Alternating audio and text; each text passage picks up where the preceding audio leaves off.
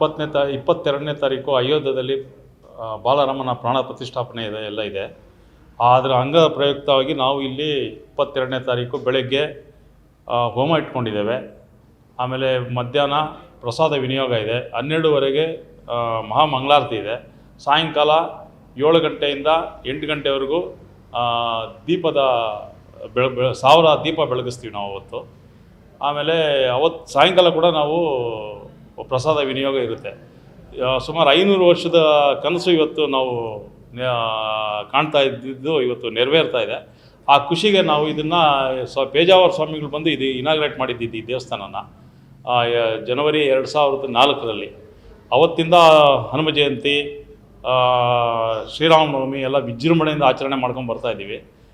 ಈ ಸರ್ತಿ ಕೂಡ ಮೋದಿಯವರು ಹೇಳಿದ ಮೇಲೆ ನಾವು ಈ ಸ್ವಚ್ಛತೆ ಕಾರ್ಯ ಅದು ಇದು ಅಂತ ಇಟ್ಕೊಂಡು ಒಂದು 5 ಲಕ್ಷ 6 ಲಕ್ಷ ಖರ್ಚು ಮಾಡಿದ್ದೀವಿ ಮಾರುತಿ ಸೇವಾ ಮಂದಿರ ಸಂಸ್ಥೆಯಿಂದ. ಇದು ಹೀಗೆ ಎಲ್ಲ ಕೋಲಾರದ ಭಕ್ತಾದಿಗಳು ಬಂದು ಅದರದ್ದು ಉಪಯೋಗ ಪಡ್ಕೋಬೇಕು. ನಮ್ಮ ಈ ಮಂದಿರಕ್ಕೆ ಬಂದಿರೋರಿಗೆ ಎಲ್ಲರಿಗೂ ಒಳ್ಳೆಯದಾಗಿದೆ. ಏನು ಅಂದ್ಕೊಂಡು ಹೋಗ್ತಾರೋ ಅದಾಗುತ್ತೆ, ಇದುವರೆಗೂ ಆಗಿದೆ. ಅದರಿಂದ ದಯವಿಟ್ಟು ಕೋಲಾರದ ಭಕ್ತಾದಿಗಳು ಅವತ್ತು ಬಂದು ಆ ದಿನದ ಏನಿದೆಯೋ ಅದು ದೇವರು ಇದನ್ನು ಆಶೀರ್ವಾದನ ಪಡಿಬೇಕಂತ ನಾನು ಪ್ರಾರ್ಥನೆ ಮಾಡ್ತಾಯಿದ್ದೀನಿ. ಈ ಕೋಲಾರದ ಟಮಕ ಬಳಿ ಇರೋ ರಾಮ ಮಂದಿರದಲ್ಲಿ ಇದನ್ನು ಸುಮಾರು 20 ವರ್ಷದಿಂದ ನಾವು ನಿರ್ಮಿಸಿದ್ವಿ. ಇದರ ಎತ್ತರ ಬಂದು ಸುಮಾರು 33 ಅಡಿ. ಇದು ನನಗೆ ಗೊತ್ತಿರೋ ಹಾಗೆ ನಮ್ಮ ರಾಜ್ಯದಲ್ಲೇ ಅತಿ ಎತ್ತರದ ಶ್ರೀರಾಮನ ಮೂರ್ತಿಯಾಗಿರುತ್ತೆ. ಮತ್ತು ಇಲ್ಲಿ ಪ್ರತಿ ರಾಮ ಜಯಂತಿ ಮತ್ತು ಹನುಮಾನ್ ಜಯಂತಿಯೊಂದು ಇಲ್ಲಿ ವಿಶೇಷವಾಗಿ ನಾವು ಪೂಜಾ ಕೈಂಕರ್ಯಗಳನ್ನು ಇಟ್ಕೊಂಡಿರ್ತೀವಿ. ಈ ಬಾರಿ ನಾವು ಅಯೋಧ್ಯೆಯಲ್ಲಿ ಶ್ರೀರಾಮನ ಪ್ರತಿಷ್ಠಾಪನಾ ಅಂಗವಾಗಿ ಸುಮಾರು 15-20 ದಿವಸಗಳಿಂದ ಸತತವಾಗಿ ಸ್ವಲ್ಪ ಎಲ್ಲ ಬಣ್ಣ ಎಲ್ಲವನ್ನು ಮಾಡಿ ಈ ರಾಮನ ಇದು ದೇವಾಲಯದ ಮರುನಿರ್ಮಾಣವನ್ನು ಮಾಡಿದ್ದೀವಿ.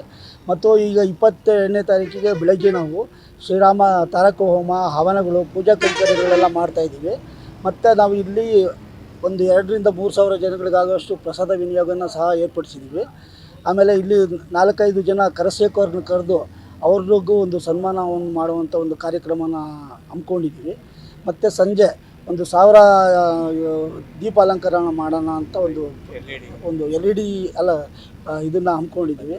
ಹಾಗೆ ರಾತ್ರಿ ಒಂದು 2,000 ಜನಗಳಿಗೆ ಆಗೋಷ್ಟು ಪ್ರಸಾದ ವಿನಿಯೋಗವನ್ನು ಮಾಡ್ಕೊಳ್ಳೋಣ ಅಂತ ಒಂದು ಕಾರ್ಯಕ್ರಮವನ್ನು ಹಮ್ಮಿಕೊಂಡಿದ್ವಿ. ಹಾಗೆ ಅಯೋಧ್ಯೆಯಿಂದ ನೇರ ಕಾರ್ಯಕ್ರಮವನ್ನು ಮಾಡುವಂಥ ಇದನ್ನು ಮಾಡಿದ್ದೀವಲ್ಲ LED ಪರದೆ ಮುಖಾಂತರ. ಸೊ ಇದೆಲ್ಲ ನಾವು 22ನೇ ತಾರೀಕಿಗೆ ಹಮ್ಮಿಕೊಂಡಿದ್ವಿ.